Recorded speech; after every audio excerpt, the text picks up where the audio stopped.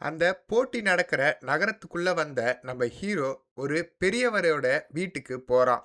அங்க போன உடனே பெரியவர் அவன வரவேற்று, "பார்த்து ரொம்ப நாள் ஆச்சு" அப்படின்னு உபசரிக்கிறாரு.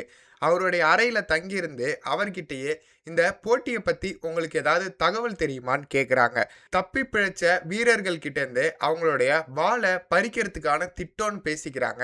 ஆனா, உறுதியா எதுவும் தெரியல அப்படின்னு சொல்றான். ஒரு வழியா இரவு நேரமாயி, அந்த போட்டிக்காக ஹீரோ கெளம்பும்போது, அந்த பெரியவர் அவர்கிட்ட வந்து, "முன்ன இருந்த மாரி இப்போ இல்ல. பார்த்து நீங்க ஜாக்கிரதையா இருக்கணும்னு" சொல்லி ஹீரோவ அனுப்பி வைக்கிறாரு. நம்ம ஹீரோவும் அந்த போட்டி நடக்கிற இடத்துக்குள்ள நுழையிறான். இதற்கப்புறமா தான் இந்த வெப் சீரிஸ்ல நெறைய சுவாரஸ்யமான நிகழ்வுகள்லாம் அடுத்தடுத்து காத்திருக்கு. சுவாரஸ்யமான பல்வேறு கதாபாத்திரங்களும் நமக்கு இனிமே அறிமுகமாக இருக்காங்க. இந்த வெப் சீரிஸ்ல வர ஒவ்வொரு கேரக்டருமே ரொம்ப முக்கியமான கேரக்டர்கள். இன்ட்ரஸ்டிங்கான கேரக்டர்களும் கூட. அப்படி அந்த போட்டி நடக்கிற இடத்துக்குள்ள வந்த நம்ம ஹீரோ எல்லாரையும் பார்க்குறான்.